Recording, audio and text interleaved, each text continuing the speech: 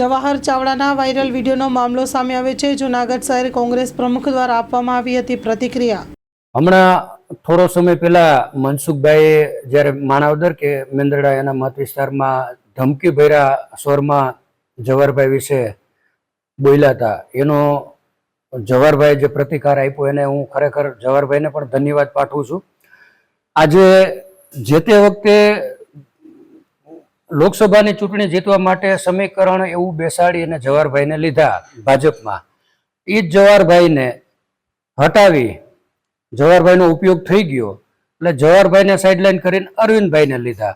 જવાહરભાઈના નિવેદનને ધન્યવાદને પાત્ર એટલા માટે છે કે જવાહરભાઈ માત્ર મનસુખભાઈને જવાબ નથી આપ્યો, પણ જે કાંઠે બેઠા છે અમુક પક્ષ કોઈ પણ લાલચમાં આવીને પક્ષપલટો કરવાના મૂડમાં હોય એને પણ જવાહરભાઈ ટકોર કરી છે કે તમે ધ્યાન રાખજો, આવી હાલત જે અમારી થઈ એવી તમારી ન થાય।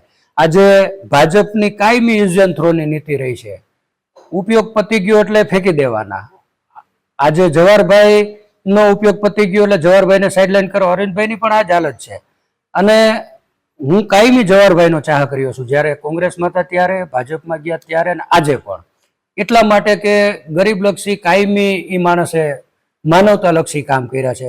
ડાર્ક ઝોન હોય,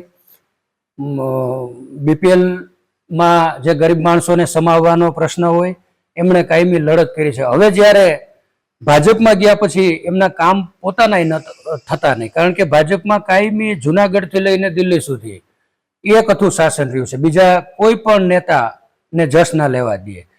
ખુલ્લીને બોલ્યા એ બદલ હું જવાહરભાઈને ધન્યવાદ પાઠવું છું અને આગામી સમયમાં કોંગ્રેસમાં આવે તો હું એને સહ આવકારવા તૈયાર છું। અમારી લાગણી છે કે આવી જાય, બાકી તો જવાહરભાઈને નિર્ણય કરવાનો છે અને આવે તો કોંગ્રેસને પણ ફાયદો થાય એમ છે, અમને એક સારા નેતા પણ મળે।